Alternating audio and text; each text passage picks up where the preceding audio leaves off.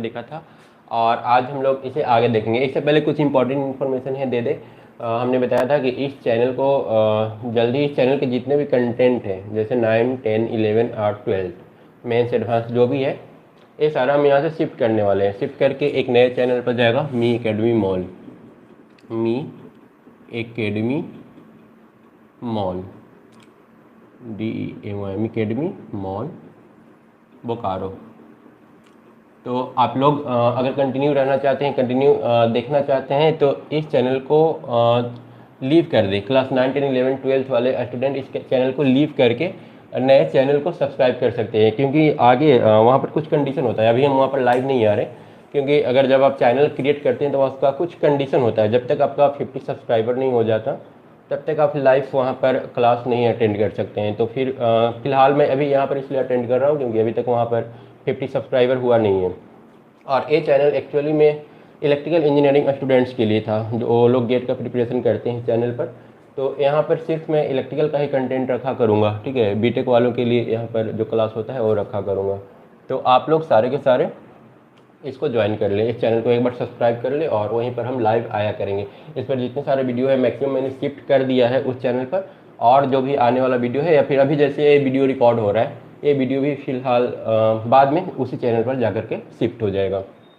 दूसरा important information, जब मैं बीटेक कर रहा था उस टाइम मैंने एक नोवेल लिखा था, और उस नोवेल को हालांकि मैंने अभी तक टाइम नहीं मिला इसलिए अभी तक मैं पब्लिश नहीं कर सका हूँ। लेकिन अगर आप उसे जानना चाहते हैं, देखना चाहते हैं इंजीनियरिंग कॉलेज में होता कैसे, किस टाइप का पॉलिटिक्स होता है, वो सब जानना समझना चाहते हैं, आपको उस पॉलिटिक्स का हिस्सा बनना है या नहीं बनना है, तो फिर एक बार यूट्यूब पर सर्च कर लें महासंग्राम, ठीक है। महासंग्राम, महासंग्राम edu4ee। हालांकि अभी ये edu4ee है क्योंकि अभी ये इसी चैनल पर अवेलेबल है, लेकिन बाद में इसे भी मैं शिफ्ट करूँगा मी एकेडमी मॉल बोकारो में। तो जो अभी के टाइम में जो इस वीडियो को देख रहे हैं, डेट नीचे वीडियो पर मेंशन रहेगा, तो इसे लिख करके सर्च करें, और जो बाद में आ रहे हैं वो इसको लिख करके सर्च कर सकते हैं, तो वो स्टोरी मिल जाएगा, जो कि 70 से 80% बिल्कुल सही घटना पर आधारित है। और वो स्टेटमेंट भी कुछ मैं आपको सुना दे रहा हूँ। एक हॉस्टल इंचार्ज का स्टेटमेंट था उस टाइम, अगर पढ़ना है तो हॉस्टल छोड़ दो, इस टाइप का मतलब। और इसके अलावा एक और उनका स्टेटमेंट मैं सुनाता हूँ। उनका कहना था कि मैं इससे पहले मतलब हॉस्टल इंचार्ज बनने से पहले किसी ऑफिसर पोस्ट पर था, आर्मी से रिलेटेड कोई ऑफिसर पोस्ट था उस पर था। उनका कहना था कि वहाँ पर भी मतलब इस टाइप का लड़ाई झगड़ा मैंने नहीं देखा जो इस लेवल पर इस कॉलेज में हो रहा है, इतना पॉलिटिक्स हो रहा है। तो इसे समझना है, देखना है। एक्चुअली ये हर कॉलेज का हिस्सा है, ठीक है, हर कॉलेज में ये सब होता है। इसे अगर एक बार स्टोरी को जानते हैं, समझते हैं, तो शायद आपको रास्ता मिल जाए कि हम जब इंजीनियरिंग कॉलेज में पहुँचे तो खुद को इससे कैसे दूर करें, कैसे बचा करके रखें। और उसके बाद एक और इम्पॉर्टेंट इन्फॉर्मेशन, पढ़ाई कैसे करना है। तो एक टाइम था जब हम लोग पढ़ते थे तो उस समय हमारे पास ज़्यादा ऑप्शन नहीं था, यूट्यूब उस समय नहीं रहा करता था, या फिर यूट्यूब था भी तो नेट इस तरह से चीप हर जगह पर अवेलेबल नहीं था कि हर व्यक्ति इतना आसानी से, और कंटेंट भी उतना नहीं था, उतने सारे टीचर नहीं थे, टैलेंटेड लोग नहीं थे जो मतलब यूट्यूब पर पढ़ा रहे हो। तो अभी के टाइम में वो सारा अवेलेबल है। तो अब वो टाइम गया जब एक ग्रुप में 500-500 बच्चे पढ़ रहे थे। जब हमने भी ज्वाइन किया था कोचिंग, तो मैं ऐसा कोचिंग में पढ़ चुका हूँ जहाँ एक एक ग्रुप में 400-400, 500 स्टूडेंट रहते थे। तो वहाँ पर प्रॉब्लम क्या होता है, वहाँ पर होता है कि अगर 500 स्टूडेंट है, 400 स्टूडेंट है, जो स्टूडेंट सबसे पीछे है टीचर्स को उसको भी ले करके चलना होता है, ठीक है। आपके स्पीड से टीचर्स नहीं चल पाएंगे, उनका मजबूरी होता है। जैसे कि अभी हम यहाँ पर पढ़ा रहे हैं तो यूट्यूब पर पढ़ा रहे हैं, यहाँ पर देखने वाले लाखों लोग होंगे, ठीक है, आगे चल करके, या फिर हो सकते हैं नहीं भी हो सकते हैं, खैर, लेकिन हम वही टारगेट करके पढ़ा रहे हैं कि इसमें वीक बच्चे भी होंगे और स्ट्रॉन्ग बच्चे भी होंगे, लेकिन हमको सबसे पहले वीक से वीक बच्चा को पकड़ना होगा। ये जो हम जो बता रहे हैं वीक से वीक बच्चा को भी समझ में आना चाहिए, तो ऑब्वियसली जो इंटेलिजेंट लोग हैं उनका टाइम वेस्ट होगा। तो ऐसे में करना क्या चाहिए, ऐसे में करना यही चाहिए कि जो हमको नहीं आता है बस वीडियो को स्किप करें, जो नहीं आता है उसको पढ़ें, समझें, और उसके बाद फिर जो डाउट्स होता है उसको नोट, ठीक है, मतलब कि समझाने के बाद जो नहीं समझ में आया वो तो आप देख लिए, ठीक है, और देखने के बाद जो प्रॉब्लम है उसको नोट कर लिए, ठीक है। नोट करने के बाद आपका काम ये रह जाता है कि कोई एक पर्सनल टीचर हायर करके और एक वीक का जितना सारा प्रॉब्लम है, डाउट्स है, वो आप डायरेक्ट उस टीचर से पूछ लिए। इससे आपका टाइम बचत होगा। जैसे मान लो कि हम यहाँ पर क्लास लिए आधा घंटा का। अब आधा घंटा में एक क्वेश्चन तुमको तुम्हारे जो था वो डाउट था, तो एक क्वेश्चन देखने में तुम्हें 3 से 4 मिनट लगेगा। 3 से 4 मिनट के लिए पूरा यार आधा घंटा क्लास में क्यों बैठना, 3-4 मिनट देखेंगे। अगर 3-4 मिनट में समझ में आ गया तो जो क्वेश्चन नहीं आ रहा था वो क्वेश्चन, अगर समझ में आ गया तो ठीक है, नहीं समझ में आया तो उसे नोट करके लिख लिए और उसे कहाँ पर पूछ लोगे, एक टीचर हायर करोगे, पर्सनल टीचर, वीक के एंड में पहले ही बात कर लेना है कि सर मैं खुद से पढ़ रहा हूँ और हमें बस वो सारा चीज़ आप 1 घंटा टाइम देके बता दीजिए जो मेरा डाउट है, ठीक है। और ग्रुप में स्टडी करने वाला समय अब नहीं रहा, कंपटीशन काफ़ी बढ़ चुका है। तो उसके बाद अब चलते हैं, स्टार्ट करते हैं आज का वीडियो, ठीक है। तो आज हम लोग सबसे पहले देखेंगे क्वेश्चन नंबर 3। क्वेश्चन नंबर 3 क्या है, in an AP the first term is 2। एक एपी बोला है और एपी का फर्स्ट टर्म क्या है, 2 है, ठीक है। स्टार्टिंग से जो जो इन्फॉर्मेशन दिया है पहले उसको नोट कर लेते हैं। फर्स्ट टर्म क्या दिया है, 2 दिया है। फार्मूला ऑलरेडी हम प्रीवियस वीडियो में बता चुके हैं। First term is 2 and the sum of the first 5 term is 1/4 of the next 5 term and sum of the first 5 term. First 5 term क्या होगा, ए होगा, ए प्लस डी होगा, या फिर सबसे बेस्ट होगा फर्स्ट टर्म क्या दिया है, sum of the first 5 term is 1/4 of the next 5 term.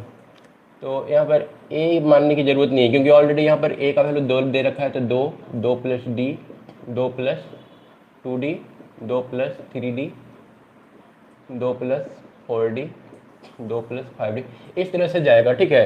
तो इसमें बोला है कि हमारा जो सम होगा फर्स्ट 5 टर्म का, the sum of the first 5 term 1 2 3 4 5, ये 5 टर्म का जो सम होगा नेक्स्ट 5 टर्म के सम के बराबर होगा। फर्स्ट 5 ए हो गया, उसके बाद 2 plus 5d, 2 plus 6d, 2 plus 7d, 2 plus 8d, 2 plus 9d और 2 प्लस 10d, सॉरी ये 6 हो गया। 1 2 3 4 5, 5 यहाँ, फिर 1 2 3 4 5 यहाँ तक। तो इसका सम, इसको अगर हम लोग ऐड कर लेंगे तो 2 4 6 8 10, 10 प्लस डी, 2 1 3, 3 3 6, 6 और 4 10d। तो फर्स्ट 5 टर्म का सम जो है वो 1/4 है। The sum of the first 5 term is 1/4 of the next 5 term. Next 5 term इसको हम लोग ऐड कर लेंगे तो ये तो 10 ही होगा और ये 1/4 है, तो 1/4 देंगे 10 प्लस ये कितना होगा, 9 8 17, 17 7 24, 24 और 6 30 और 5 35d। ये हम लोग को स्टेटमेंट दे करके रखा है। तो उसके बाद so that the 20 term is -112, T20 निकालना है। T20 कितना हो जाएगा, a प्लस 20 - 1 इंटू डी। तो ये तो हम लोग को पता ही है 2 प्लस 19 इंटू डी, तो 2 प्लस 19 और डी का वैल्यू हम लोग को यहाँ से निकालना पड़ेगा। तो इसको हम लोग सॉल्व कर लेते हैं। तो ये हो गया 10d माइनस 35/4d। या सबसे बेस्ट होगा 4 से मल्टीप्लाई कर लेते हैं। 4 से मल्टीप्लाई कर लेंगे तो ये हो जाएगा 40 plus 40d is equal to 10 plus 35d। इतना क्लियर है। अब इसके बाद हम लोग इसको सॉल्व करने 40 minus 35, 40d minus 35d is equal to 10 minus 40, ठीक है। इसको 35 को इस तरफ लेकर के चले आए और ये जो 40 था उसको उस तरफ लेकर के चले गए। तो यहाँ से आ जाएगा 5d is equal to -30, d is equal to -6।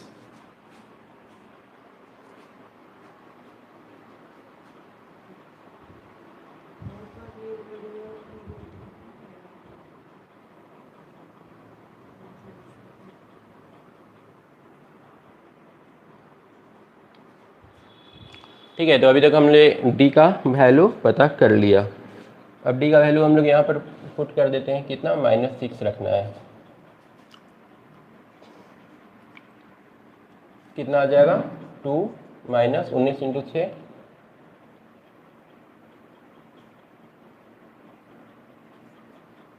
114 और 2, तो इन लोगों का डिफरेंस कितना आ रहा है? -112। ठीक है, तो ये फाइनली आंसर हम लोग का कितना आ रहा है? -112। ये इसका फाइनल आंसर होगा। और आई थिंक आप में से बहुत कोई को एक क्वेश्चन पहले से आता होगा, क्लास 10th में आपने बेसिक एपी पढ़ रखा है।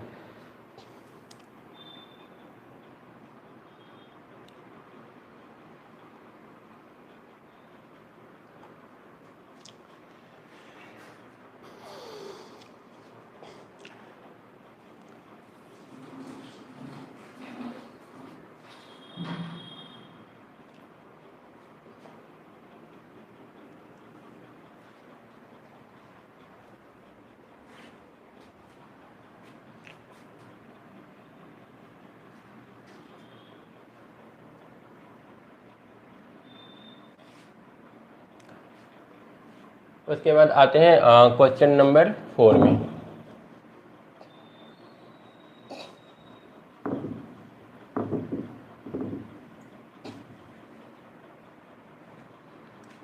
क्वेश्चन नंबर 4 बोल रहा है how many times of AP इतना are needed to give the some.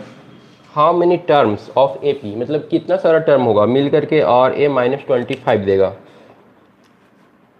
Term क्या क्या है? -6 दिया है, -11/2 दिया है, -5 दिया है। इस टाइप से एपी हम लोग का चल रहा है। तो कितना सारा टर्म होगा, मान लेते हैं n टर्म होगा, और वो सारा ऐड होकर कितना देगा? -25 देगा, -25 देगा। यहाँ पर d का वैल्यू कितना होगा? d का जरूरत पड़ेगा ही हम लोग को। ठीक है, अगर एसन का फार्मूला हम लोग लिखें तो first term plus last term लिख सकते हैं, लेकिन लास्ट टर्म तो यहाँ पर पता है नहीं। ठीक है, n/2 first term plus last term, लेकिन लास्ट टर्म हम लोग को पता नहीं है, तो वो फर्स्ट वाला जो फार्मूला था वो लगाते हैं। n/2 n हम लोग को पता नहीं है, 2a a के जगह पर -6 plus n-1 into common difference. Common difference हम लोग को पता है, कैसे निकालेंगे? Second term minus first term करके, -11/2 -6, तो ये आ जाएगा -11/2 + 6, तो ये आ जाएगा 2 एलसीएम ले लेते हैं, -11 और +12। ठीक है, क्लियर है? -11 + 12, तो ये आ गया 1/2। तो कॉमन डिफरेंस हम लोग का 1/2 आ रहा है, और ए बराबर है -25 का। ठीक है, यहाँ पर कोई डाउट नहीं। अभी हमारे पास वेरिएबल सिर्फ n रह गया है, सिर्फ n का वैल्यू पता करना रह गया है। ठीक है, और n का वैल्यू पता चल रहा है तो हम लोग को आंसर मिल जाएगा, क्योंकि वही चाहिए हम लोग को, कितना नंबर ऑफ टर्म मिल करके -25 होगा। इसको सॉल्व कर लेते हैं। इसको n इंटू -12 और प्लस एक काम करते हैं, इसको ठीक है अभी रहने देते हैं, n-1/2, और यहाँ पर जो 2 था उसको इधर ला करके मल्टीप्लाई कर देते हैं। डिवाइड में है तो इधर जा करके मल्टीप्लाई होगा, -50, और इस दो को भी एलसीएम ले करके और बाहर निकाल लेते हैं, n/2। ठीक है, एक्चुअल में ये 2 यहाँ पर होगा, उसको हम लोग बाहर रख सकते हैं, -12 और प्लस -12 नहीं, -24 और प्लस n-1। क्लियर है? -50। अब इस 2 को फिर से उधर लेकर के जाते हैं, तो ये आ जाएगा n-24 plus n-1 equal to -100। यहाँ तक सारा क्लियर है? डाउट अगर रहे तो कमेंट बॉक्स में एक बार लिख लिया करो, या फिर व्हाट्सएप का, हालांकि अभी तक मैंने किसी वीडियो में दिया नहीं है, पर कोशिश करूँगा व्हाट्सएप का लिंक, जो व्हाट्सएप ग्रुप है उसका लिंक दे दे डिस्क्रिप्शन बॉक्स में, ताकि लोग स्टूडेंट लोग वहाँ से भी अपना क्वेश्चन एराइज कर सके, पूछ सके। ठीक है, इससे बेनिफिट होगा। अगर हम रिप्लाई दिए तो ठीक है, नहीं तो कोई ना कोई स्टूडेंट रिप्लाई दे ही देगा। तो ये बेस्ट रहेगा, हम व्हाट्सएप ग्रुप का जो लिंक है नीचे दे देंगे, वहाँ से आप लोग ज्वाइन कर सकते हो। टेस्ट वगैरह भी है, अगर टेस्ट के लिए आप लोग इंटरेस्टेड हो तो हम टेस्ट भी अरेंज करवा देंगे। ठीक है, अगर एक बार 30 से ज़्यादा स्टूडेंट हो जाता है ग्रुप में, तो उन ग्रुप्स के लिए हम टेस्ट अरेंज करवा देंगे। तो यहाँ से आएगा n, यहाँ से n और -24 और -1 -25 -100, तो यहाँ से n² -25n और प्लस 100 इज इक्वल टू 0। अब इसको हम लोग को सॉल्व करना है, N square minus 25n plus 100 को सॉल्व करना है। तो इसको फैक्टराइज कर लेते हैं। एन स्क्वायर माइनस 25n को कितना लिखें, हाँ इसको हम लोग 20 और 5 माइनस 20n और माइनस 5n कर लेते हैं और प्लस 100 इक्वल टू 0। अब इसमें बहुत कोई का कन्फ्यूजन होगा जिनका बेसिक थोड़ा सा वीक है कि यहाँ पर हम 20 और 5 ही क्यों लिखे 25 को, 25 को तो 10 प्लस 2 भी लिखा जा सकता था। तो एक्चुअली यहाँ पर हम लोग को लेना पड़ता है वो 100 का फैक्टर होना चाहिए। 20 इंटू 5 100 आ रहा है, 10 इंटू मतलब 15 इंटू 10 करेंगे तो फिर 100 नहीं आएगा। ठीक है, क्या होना चाहिए, 100 का वो फैक्टर होना चाहिए। ठीक है, 20 इंटू 5 100 आ रहा है और 20 और 5 25 भी आ रहा है। ठीक है, इसको और दूसरा तरीका से कर सकते थे, जैसे अगर इसको हम इस तरह से कर लें, 100 है तो 10 10 100 आ रहा है, 5 ऐसे भी कर रहे हैं तो ठीक है, 10 इंटू 10 भी करेंगे तो 100 आ जाएगा, लेकिन फिर 10 और 10 20 नहीं आएगा। तो हम लोग को ऐसा चीज़ सेलेक्ट करना है जिससे मतलब ये 25 भी आ जाए और साथ में 100 भी आ जाए, जिसका सम 25 हो और मल्टीप्लीकेशन 100 हो। ठीक है, तो यहाँ पर ये तो 100 नहीं रहेगा, ये ऑलरेडी 0 हो चुका है। n कॉमन लेंगे तो n माइनस 20 और माइनस 5 कॉमन लेंगे तो n माइनस 20 और यहाँ से n बराबर कितना आ रहा है, 5 और 20। यहाँ से n का 2 वैल्यू आ रहा है, तो या तो 5 टर्म का सम उतना मिल जाएगा हम लोग को माइनस 25, या फिर और आगे ऐसे बढ़ते जाएंगे क्योंकि d हमारा जो है ना वो पॉजिटिव है, डी पॉजिटिव है तो ए निगेटिव टर्म में धीरे धीरे पॉजिटिव टर्म होता चला जाएगा और ज़्यादा आगे बढ़ेंगे 20 टर्म तक लिखेंगे ना तो बहुत सारा पॉजिटिव निगेटिव कैंसिल हो जाएगा और फाइनली सम हो करके इतना आ जाएगा, माइनस 25 आ जाएगा। तो इसका 2 आंसर आ रहा है। ठीक है, एक तो 5 टर्म का सम उतना आएगा और एक बार और लिखते जाओ 20 टर्म लिख दो, उन 20 को ऐड करो तो भी इतना आ जाएगा। तो ए इसका सही आंसर है।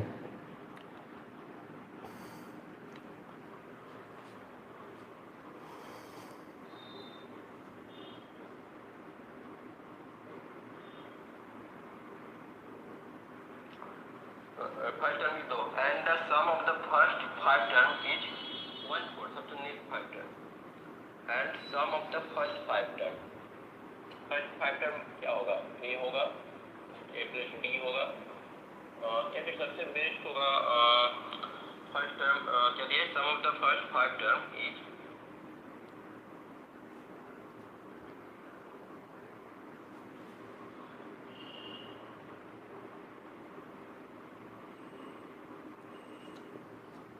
ठीक है, क्लियर है, एक कंप्लीट हो चुका है। आते हैं नेक्स्ट क्वेश्चन में।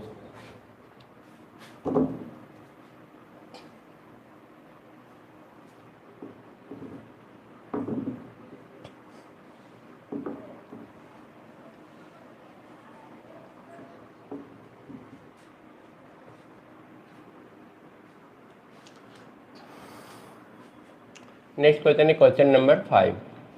क्वेश्चन नंबर 5 बोल रहा है if in A P if pith term मतलब कि T P A plus P minus 1 into d.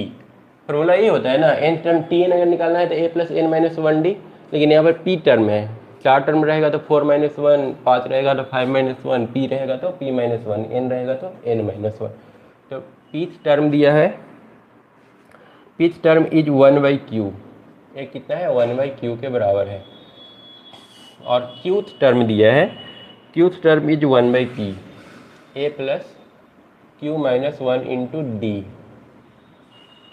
Qth term कितना दिया है 1/p, pth term is 1/q and qth term is 1/p। ठीक है, prove that the sum of first pq term is, sum of first pq term हम लोग को निकालना क्या है, sum of first pq term मतलब कि pq/2। n टर्म का जब सम निकालते थे तो n/2 लिखते थे, यहाँ पर pq टर्म का सम निकालना है तो pq/2 into 2a plus pq minus 1 into D. ये थोड़ा ठीक ठाक क्वेश्चन है। ठीक है, यहाँ पर हम लोग को ए निकालना है, पर इसमें पता क्या नहीं है, हम लोग को ए नहीं पता है और डी नहीं पता है। तो ए और डी हम लोग कहाँ से पता करेंगे? उसके लिए ए दो इन्फॉर्मेशन दे रखा है, यहाँ से हम लोग पता करेंगे ए और डी का वैल्यू। तो सबसे पहले हम लोग डी का वैल्यू पता कर लेते हैं। और डी का वैल्यू दिख रहा है कि अगर इन दोनों को घटा दे, सब्ट्रैक्ट कर दे इन दोनों इक्वेशन को, तो ए कैंसिल हो जाएगा और डी का वैल्यू मिल जाएगा। तो हम लोग क्या करेंगे, इसको सब्ट्रैक्ट कर देंगे। सब्ट्रैक्ट करने से ए कैंसिल हो गया और ए बच गया p minus one minus Q minus one. ठीक है, इसमें से इसको हटा दिए, डी हमारा जो है वो कॉमन रह जाएगा और ए बच जाएगा 1/q माइनस 1/p। घटाने से ये आएगा।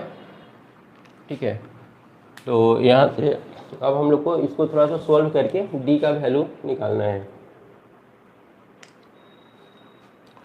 इसको अगर घटा ले तो p माइनस क्यू, पी से क्यू जाएगा तो p माइनस क्यू, और माइनस वन और प्लस वन, माइनस माइनस ये क्या हो जाएगा, प्लस वन हो जाएगा। तो माइनस प्लस प्लस माइनस और प्लस वन क्या होगा, कैंसिल होगा, और ए बच जाएगा p minus Q divided by P Q.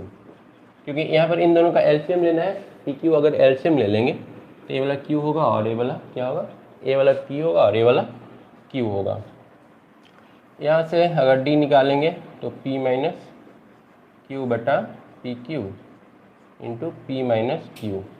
तो ए वाला और ए वाला कैंसिल, ये डी आ रहा है 1/pq। तो हम लोग को डी का वैल्यू मिल गया।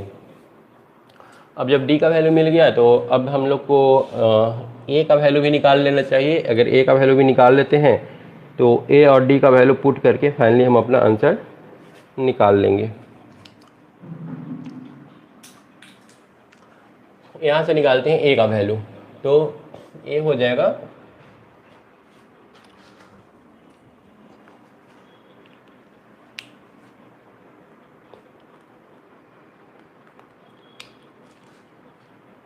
ए हो जाएगा a plus p minus one. D के जगह पर कितना रखना था हम लोग को, 1/pq। तो बाई पी क्यू यहाँ पर कर लेते हैं, is equal to 1/q। Clear है, p माइनस वन, डी का वैल्यू हमने यहाँ से रखा, और ये फाइनली ए बराबर हो जाएगा 1/q minus p minus 1/pq। तो एलसीएम कितना हो जाएगा, pq, और pq एलसीएम हो गया तो qq तो कैंसिल ही हो जाएगा, p माइनस और यहाँ पर p माइनस वन। ठीक है, तो यहाँ से क्या मिलेगा, इज इक्वल टू p में से p कैंसिल हो जाएगा और माइनस माइनस प्लस वन होगा, 1/pq। तो हम लोग को a का भी वैल्यू 1/pq ही मिल रहा है। ठीक है, a का वैल्यू भी 1/pq ही मिल रहा है। ए और डी दोनों का वैल्यू सेम मिला। अब हम लोग सम निकाल लेते हैं। तो सम निकालने के लिए यहाँ से आते हैं, P Q by two, two by P Q, क्योंकि ए का वैल्यू 1/pq है, और plus P Q minus one, और डी का वैल्यू 1/pq। तो यहाँ पर फिर से एक बार पी क्यू। तो पी क्यू को चाहे तो हम लोग बाहर निकाल सकते हैं, P Q by two P Q, two plus P Q minus one. ठीक है, पी क्यू दोनों में है तो उसको हम लोग कॉमन लेकर के बाहर निकाल सकते हैं। तो 1/2 और ए आ गया, 2 में से 1 गया तो 1, पी क्यू प्लस वन। तो ये हम लोग का फाइनली आंसर सम आ रहा है। ठीक है, हम लोग को सम ही निकालना था, half p q plus one, sum of first p q term ही जितना, ये प्रूफ करना था। तो ये हम लोग का प्रूफ हो गया।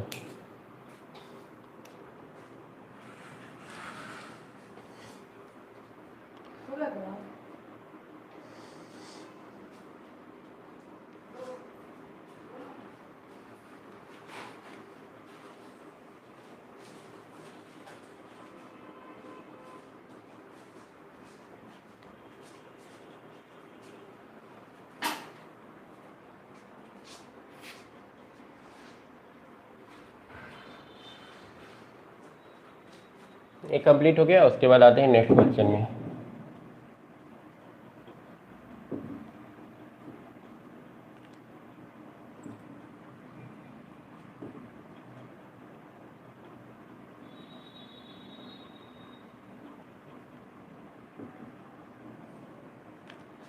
बहुत सारे लोगों का ड्रीम होता है कि टेंथ हमारा लास्ट हो गया, ठीक है, टेंथ तक तो मजबूरी होता है बहुत कोई का कि घर में रहना ही पड़ेगा, घर से ही पढ़ना पड़ेगा। लेकिन टेंथ के बाद बहुत कोई का ड्रीम होता है कि थोड़ा सा बाहर पढ़ने निकले, ठीक है। बाहर पढ़ने से वो मतलब ऐसा नहीं कि उनको पढ़ाई अच्छा मिल जाएगा, उनके मन में इस बात का खुशी होता है कि चलो अब पेरेंट्स से फ्री हो जाएंगे, ठीक है। और पेरेंट्स को इस बात का खुशी होता है कि अगर हम अपने बच्चे को कोटा भेज देंगे तो आसपास वाले से थोड़ा सा मतलब ये मिल जाएगा, नाम थोड़ा सा मिल जाएगा कि नहीं उनका लड़का तो कोटा में पढ़ रहा है। पर इन सारे चक्करों में अगर रियल में सक्सेस पाना है तो इन सारे चक्कर से दूर रहो। आज के टाइम में ऐसा कुछ भी नहीं है जो यूट्यूब पर अवेलेबल नहीं है। अगर थोड़ा सा सर्च करो और थोड़ा सा ध्यान से पढ़ो ना तो हर एक चीज़ अवेलेबल है। और हमने एक बताया कि एक पर्सनल टीचर रखो, क्योंकि मान लो कि ठीक है पढ़ते समय डाउट तो होता ही है, अब वो डाउट क्लियर नहीं हो पाएगा तो फिर थोड़ा सा प्रॉब्लम होगा। तो उसके लिए बस एक पर्सनल टीचर रखना है, थोड़ा सा नॉलेज वाला होना चाहिए। और घर पर आसानी से पढ़ा जा सकता है, घर पर अच्छा खाना मिलेगा, पेरेंट्स का साथ मिलेगा। बाहर जाकर के क्या, बाहर जाकर के मतलब क्या होगा, खाना तो ठीक है, खाना तो मान लो कि एडजस्ट कर भी लेते हो तो तुम्हारे आसपास में रहने वाले क्या उन लोगों का साथ मिलेगा। तुमको जब भी मिलेगा ना लड़का तो वो तुम्हें डिस्ट्रैक्ट करने वाला मिलेगा, तुम्हारा जो मेन जो फोकस है ना उसको ख़राब कर देगा, मतलब जो पढ़ाई है ना तुम्हारा उसको डिस्ट्रॉय करने वाला मिलेगा। तो बेहतर ये है कि घर पर रह करके पढ़ो और अच्छे टीचर का संपर्क में रहो, ग्रुपिंग से बिल्कुल दूर रहो। हाँ, अगर तुम ऐसे इंस्टीट्यूट में जाते हो जहाँ पर सिलेक्टेड ऑलरेडी टेस्ट लिया गया है, ठीक है, हालांकि वैसा बहुत डिफिकल्ट है, जैसे सुपर 30 का हम नाम लेंगे, सुपर 30 में जो 30 बच्चे हैं वो सिलेक्टेड बच्चे हैं। अगर वहाँ पर जाते हैं उन लोगों के साथ रहने के लिए मौका मिलता है, उन लोगों के साथ रहते हैं तो एक बात समझ में आता है कि हाँ चलो ये सही कर रहे हैं हम, क्योंकि फिर उन बच्चों का वो कोई गंदा खराब बच्चा नहीं होगा, वो तुम्हारा टाइम वेस्ट कभी नहीं करेगा क्योंकि उसके पास टाइम ही नहीं है वेस्ट करने के लिए। लेकिन ऐसे अगर तुम कोटा जाते हो और कहीं फिर भी जाते हो, अगर वहाँ पर 50-60 बच्चों के बीच रह रहे हो ना तो 50-60 में से एक भी ऐसा नहीं होगा ना जो तुम्हारे साथ आईआईटी निकाले या फिर एनआईटी तक जाए, बहुत बहुत ज़्यादा डिफिकल्ट है। तो बेस्ट यही है कि घर पर रह करके पढ़ाई करो, अच्छे टीचर्स का हेल्प लो, घर पर सारा सुविधा है, ठीक है ना, पेरेंट्स हमेशा तुम्हारे साथ देंगे, पैसा भी बचेगा। और ये थोड़ा सा इम्पोर्टेंट हो जाता है कि एक सही टीचर का गाइडलाइन हो जो मतलब तुम्हारे डाउट्स को क्लियर कर दे। तो आजकल खोजना वो भी बहुत ज़्यादा टफ नहीं है, एक बार सर्च करोगे गूगल पर मिल जाएगा, ठीक है। ऐसा बहुत सारा है, जस्ट डायल है लिखा है एक बार, ठीक है। हम रह रहे हैं किसी गांव में रह रहे हैं, ठीक है, गांव में रह रहे हैं, वहाँ पर टीचर अवेलेबल नहीं है, एक बार सर्च करेंगे जस्ट डायल होम ट्यूटर इन कोलकाता, होम ट्यूटर इन पटना, जहाँ भी करना है वहाँ से मिल जाएगा, वहाँ से वो लोग ऑनलाइन तुम्हारे डाउट्स को क्लियर कर देंगे। अगर डाउट क्लियर नहीं कर पाते हैं दूसरा टीचर चेंज कर लो, कोई दिक्कत नहीं है। कोई ज़रूरी नहीं है कि मतलब उन टीचर से ही पढ़े जिनके पास हज़ारों बच्चे हैं। एक्चुअली वो टीचर जो होता है ना जिनके पास हज़ारों बच्चे हैं वो ऐसा नहीं कि बहुत ज़्यादा टैलेंटेड होता है, उनके पास पैसा होता है, उन्होंने अच्छा लेवल पर एडवर्टीजमेंट किया है इसलिए लोग उनके बारे में जानते हैं, ठीक है, और कुछ नहीं होता है। चलो आते हैं क्वेश्चन नंबर 7। क्वेश्चन नंबर 6 तक तो हमने कर लिया था, नहीं 5 तक किया था। क्वेश्चन नंबर 6 में आते हैं। क्वेश्चन नंबर 6, क्वेश्चन नंबर 6 में क्या है, if the sum of a certain number of term, इतना, if the sum of a certain number of terms of the AP is 116, यहाँ पर सम दिया है 116, एन टर्म का कितना नंबर है वो नहीं दिया है, sum of a certain number, हम लोग मान लेते हैं एन नंबर होगा, एन नंबर का सम कितना हो जाएगा, सम ऑफ एन नंबर हो जाएगा 116। टर्म्स क्या क्या दिया है, पहला टर्म है 25, फिर दिया है 22, फिर दिया है 19 और इस तरह से आगे बढ़ेगा। तो लास्ट टर्म क्या होगा, एस एन, एन का वैल्यू पूछ रहा है क्या होगा, तो ये आसान क्वेश्चन है। डी निकालने के लिए क्या करेंगे, 22 माइनस 25 करेंगे तो -3 आएगा, ठीक है। तो अब एस एन का फार्मूला अप्लाई कर देते हैं, n/2 2a plus n-1 into D, D के जगह पर कितना रखेंगे -3 और ए दिया है 116 के बराबर। तो ए आसान क्वेश्चन था, ठीक है। तो n/2 2 इंटू ए के जगह पर कितना रखना है 25, तो 50 कर देते हैं इसको, प्लस 50 -3n और प्लस 3 116। अब n/2 और यहाँ पर आ गया -3n और +3, वो तो सही है, 50 और 3 53, 53 - 3n is equal to 116। Multiply कर देते हैं, क्रॉस मल्टीप्लाई, तो ए हो जाएगा n into 53 minus 3n is equal to minus, ठीक है, इक्वल टू और 232 232 हो जाएगा, या फिर -3n² plus 53n is equal to 232।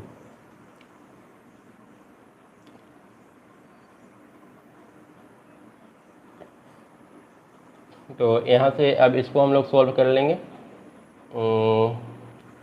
3n² minus 53n, ये इधर आकर के माइनस होगा, फिर हमने -1 से मल्टीप्लाई भी कर दिया है, तो प्लस 232 इक्वल टू 0।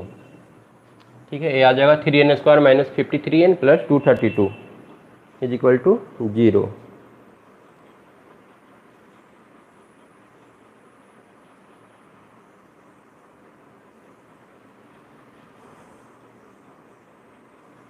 अब इसको फैक्टराइज करना होगा।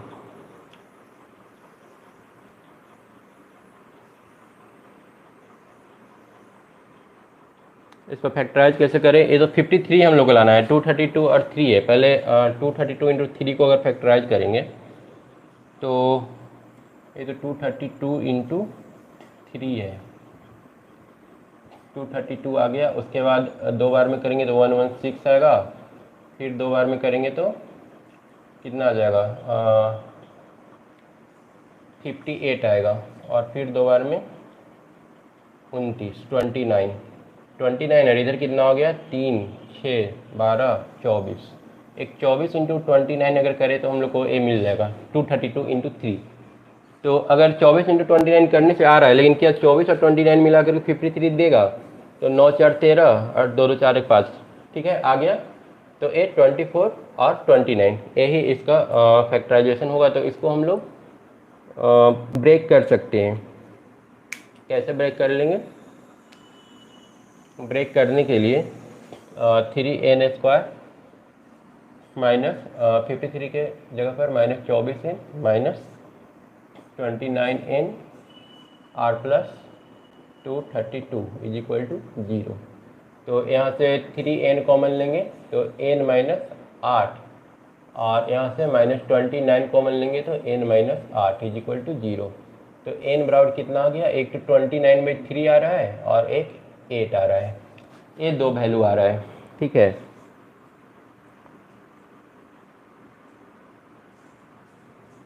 हम लोग से पूछा क्या था, if the sum of the certain number is इतना, फाइंड द लास्ट टर्म। तो ए टर्म नहीं हो सकता, फ्रैक्शन में कभी टर्म नहीं होता है, 1 टर्म 2 टर्म 3 टर्म ऐसे होता है, 3.5 टर्म ऐसे नहीं होता है। तो ए तो कभी हो नहीं सकता, तो 8 ही हम लोग का आंसर हो जाएगा, मतलब 8 टर्म का सम इतना हो जाएगा। और इसमें क्या पूछा था, find the term, find the term, 1 minute, हम लोग से पूछा है, क्वेश्चन कहाँ गया, if the sum of the certain number of term is इतना, find the last term. Last term तो बस वो 8 ही आ गया, 8वां टर्म, 8 टर्म का सम इतना हो जाएगा। लास्ट टर्म मतलब ये 8 पूछ रहा है, ए 8 कितना होगा या फिर टी 8 कितना होगा। तो यहाँ पर अब हम लोग लगा देंगे ए प्लस एन माइनस 1d।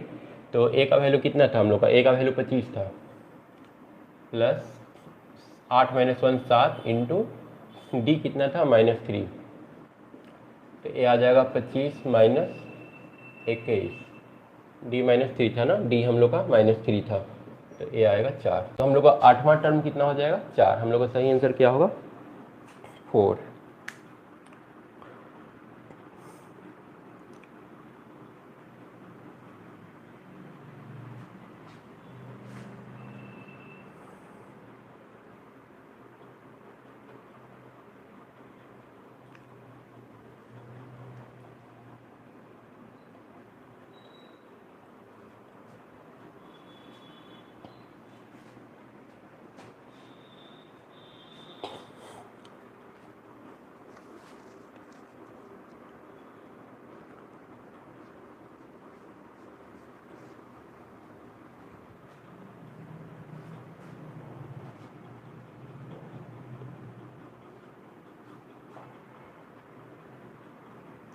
आज की क्लास में फ़िलहाल इतना ही रहने देते हैं, उसके बाद फिर नेक्स्ट क्लास में आगे का क्वेश्चन करेंगे।